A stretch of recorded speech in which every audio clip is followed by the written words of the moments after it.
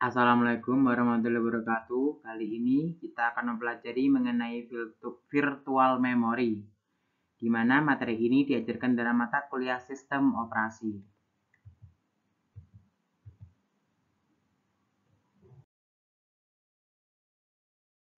Sebelum masuk ke materi, perkenalkan nama saya Denaya Ferahinov Halagadra dengan NIM C2C021047, kelas reguler B.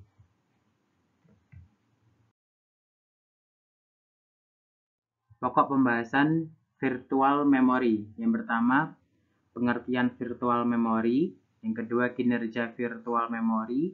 Lalu yang ketiga, load dan eksekusi program. Lalu yang keempat, efisiensi. Yang kelima, keuntungan dan kerugian dari virtual memory. Lalu yang keenam, kesimpulan.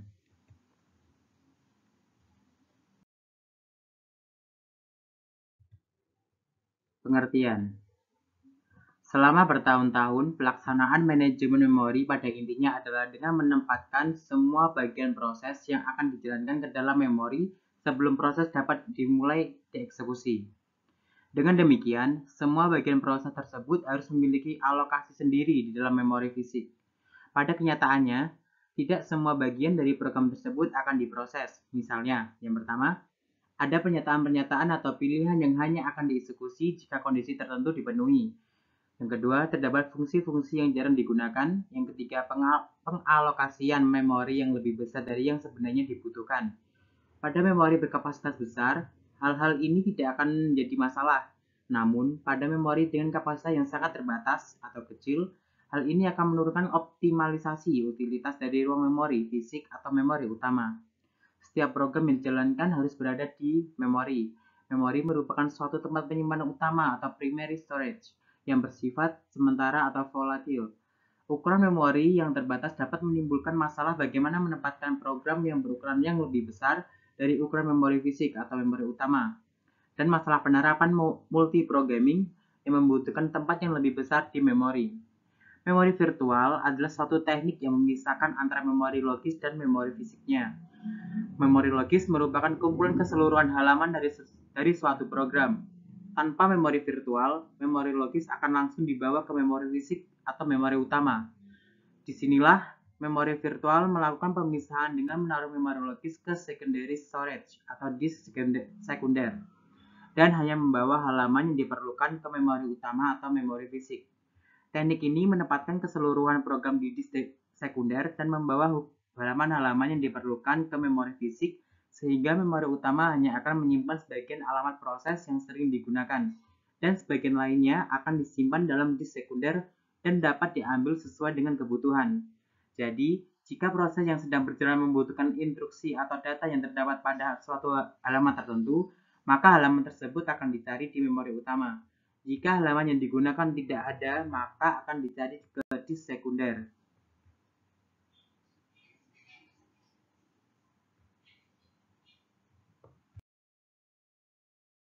Lalu selanjutnya, kinerja virtual memory. Yang pertama, virtual memory di Windows. Yang kedua, virtual memory di Linux.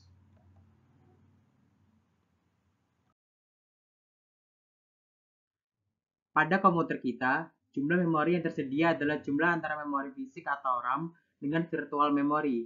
Virtual memory adalah sebuah porsi pada hard disk yang diset menyerupai RAM oleh sistem. Virtual memory merupakan ruang penyimpanan sementara yang digunakan untuk menjalankan program yang membutuhkan memori yang lebih besar dari memori fisik. Virtual memory di Windows. Virtual memory berupa file yang bernama Package File System yang diset di hidden oleh Windows. File ini disebut paging file yang digunakan untuk menampung program dan data yang tidak cukup di memori fisik. Virtual memory lebih lambat daripada memori fisik, dan penggunaan yang terlalu banyak dapat menurunkan kinerja sistem. Sehubungan dengan itu, Windows memindahkan proses yang tidak terlalu sering ke virtual memory dan membiarkan proses yang sering digunakan di memori fisik. Jadi ini sangat efisien. Ukuran dari virtual memory dapat kita rubah. Windows merekomendasikan ukuran minimal dari virtual memory adalah 1,5 dari memori fisik kita. Jika Anda memiliki beberapa hard disk, misal hard disk pertama adalah C dan hard disk kedua adalah D, dan Anda jarang menggunakan drive D, Anda dapat memindahkan virtual memory ke drive D. Memindahkan virtual memory ke hard disk yang jarang digunakan akan sedikit meningkatkan performa. Alasannya adalah, pada hard disk pertama biasanya head dari hard disk sangat sibuk untuk membuka program, dokumen, menyimpan file, dan masih banyak lagi. Tapi ingat, cara ini tidak akan berguna bila drive-nya terletak pada hard disk yang sama atau dengan kata lain sebuah partisi.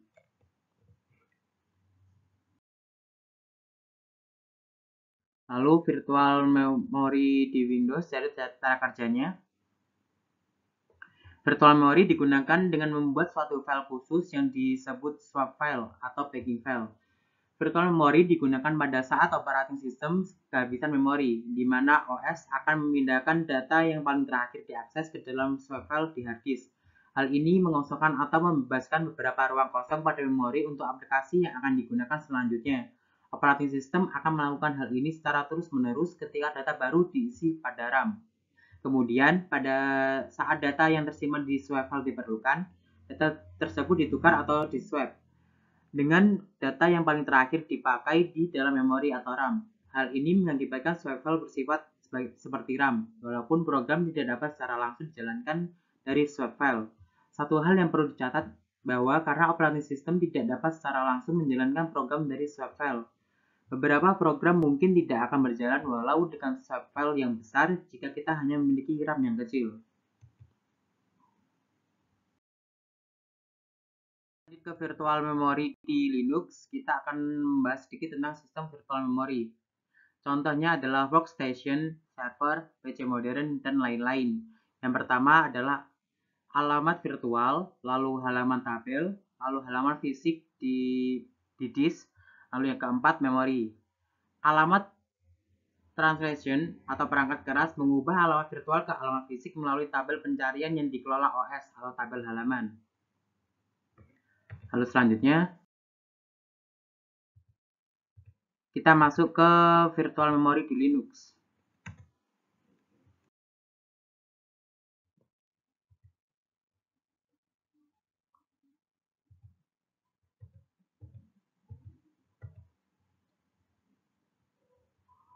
Virtual memory di Linux, manajemen memori fisik. Memori manajemen merupakan salah satu bagian terpenting dalam sistem operasi. Karena adanya keterbatasan memori, diperlukan suatu strategi dalam menangani masalah ini. Jalan keluarnya adalah dengan menggunakan memori virtual. Dengan memori virtual, memori tampak lebih besar daripada ukuran yang sebenarnya.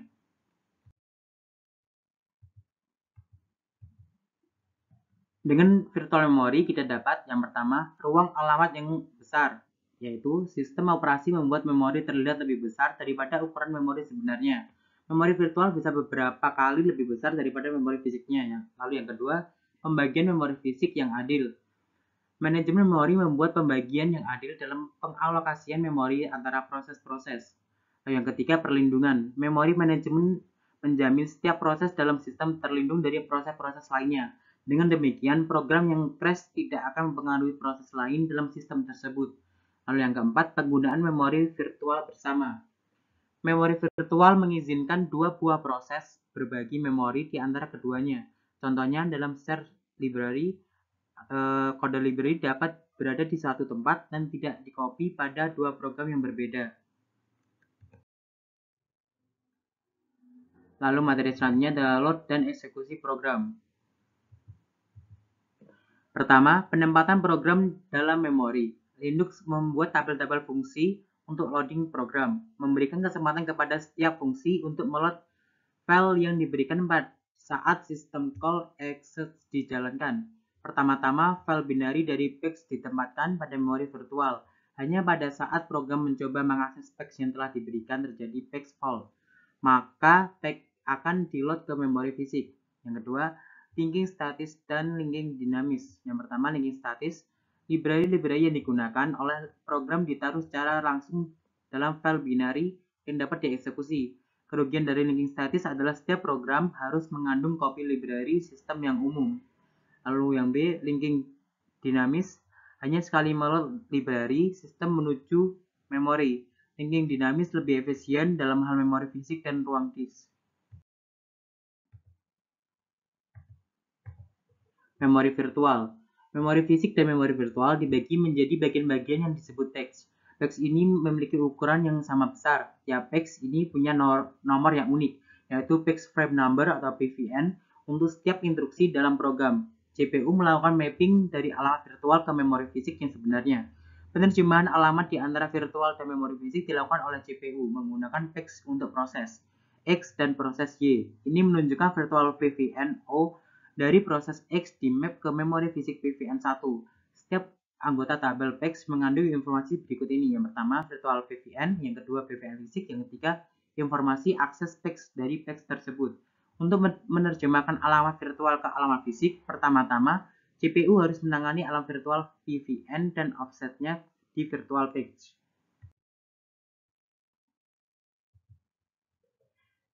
Lalu selanjutnya, demand pegging. Cara untuk menghemat memori fisik adalah dengan hanya meload teks virtual yang sedang digunakan oleh program yang sedang dieksekusi. Teknik di mana hanya meload teks virtual ke memori hanya ketika program dijalankan disebut daemon pegging.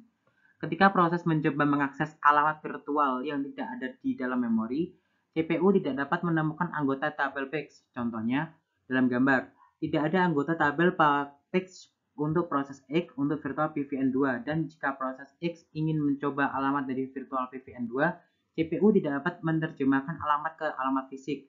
Saat ini, CPU bergantung pada sistem operasi untuk menangani masalah ini. CPU menginformasikan kepada sistem operasi bahwa PEX fault telah terjadi, dan sistem operasi membuat proses menunggu selama sistem operasi menangani masalah ini. CPU harus membawa PEX yang benar ke memori dari image di disk. Akses disk membutuhkan waktu yang sangat lama dan proses harus menunggu sampai PEX selesai diambil. Jika ada proses lain yang dapat dijalankan, maka sistem operasi akan memilihnya untuk kemudian dijalankan. PEX yang diambil kemudian dituliskan di dalam PEX fisik yang masih kosong, dan anggota dari virtual PVN ditambahkan dalam tabel PEX proses. Proses kemudian dimulai lagi pada tempat di mana PEX fault terjadi. Saat ini terjadi pengaksesan memori virtual. CPU membuat penerjemahan dan kemudian proses dijalankan kembali. Demand pegging terjadi saat sistem sedang sibuk atau saat image pertama kali di-load ke memori. Mekanisme ini berarti sebuah proses dapat mengeksekusi image di mana hanya sebagian dari image tersebut terdapat dalam memori fisik.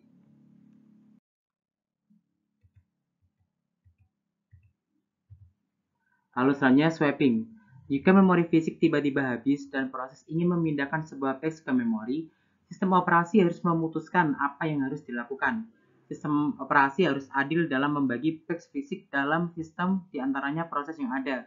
Bisa juga sistem operasi menghapus satu atau lebih PEX dari memori untuk membuat ruang untuk PEX yang baru, dan tentunya dibawa ke memori. Cara PEX virtual dipilih dari memori fisik berpengaruh pada efisiensi sistem. Linux menggunakan teknik PEX egging agar adil dalam memilih PEX yang akan dihapus dari sistem. Ini berarti setiap PEX memiliki usia sesuai dengan berapa sering PEX itu diakses. Semakin sering sebuah PEX diakses, semakin mudah PEX tersebut. PEX yang tua adalah kandidat untuk di-swap atau diganti. Pengaksesan memori virtual bersama memori virtual mempermudah proses untuk membagi memori saat semua akses ke memori menggunakan tabel PEX. Proses yang akan berbagi memori virtual yang sama, PEX fisik yang sama direferensi oleh banyak proses. Tabel PEX untuk setiap proses mengandung anggota PEX tabel yang mempunyai PVN fisik yang sama.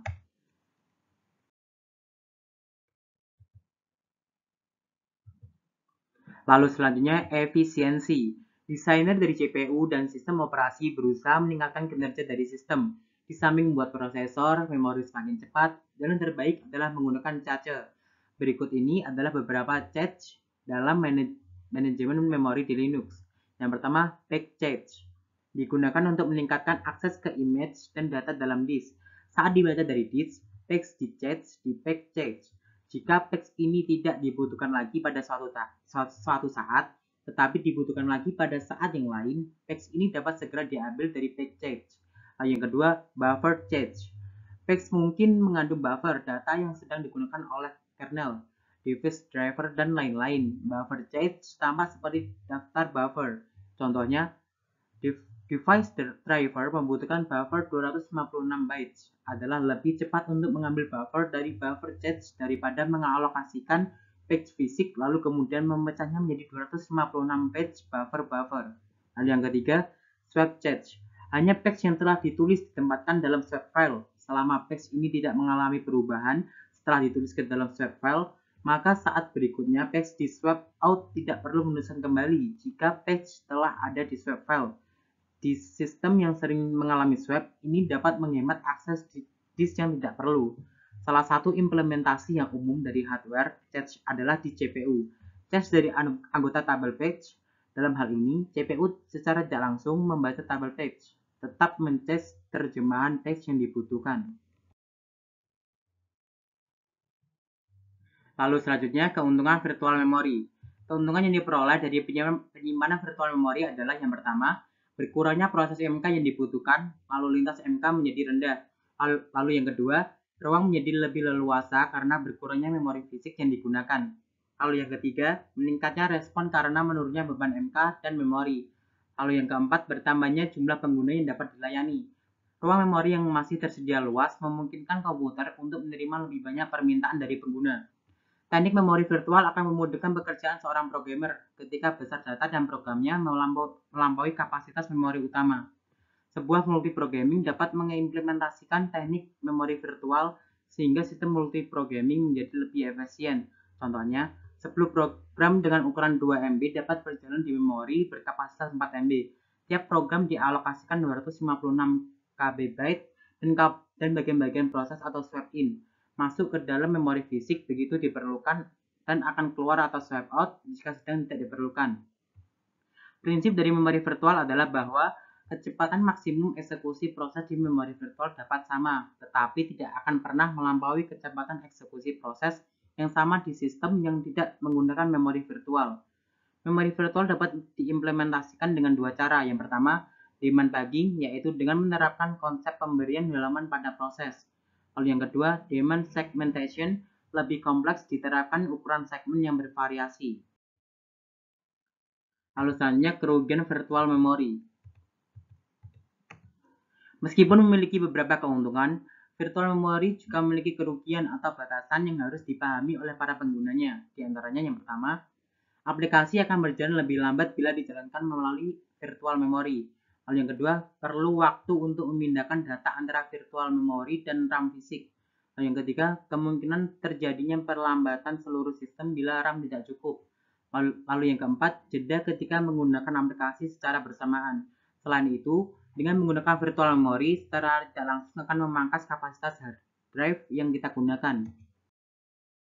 Kesimpulannya, selain penting untuk meningkatkan kinerja suatu sistem, virtual memory memiliki peranan yang tidak kalah penting ketika pengguna menggunakannya untuk multitasking, mengedit gambar dan video, bermain game, dan aktivitas lainnya akan sangat terbantu dengan hadirnya virtual memory ini. Meskipun demikian, pengguna tidak boleh terlalu mengandalkan virtual memory karena pada dasarnya performa yang dihasilkan tidak seperti layaknya RAM fisik, sehingga pada akhirnya opsi untuk menambah kapasitas RAM dengan yang lebih besar akan menjadi sebuah pertimbangan. Nah, kira-kira itulah rangkuman terkait virtual RAM yang lebih dikenal dengan virtual memory. Solusi ini memang seharusnya digunakan setiap pengguna untuk maksimalkan performa perangkat yang mereka gunakan. Sekian dari saya, semoga bermanfaat. Wassalamualaikum warahmatullahi wabarakatuh.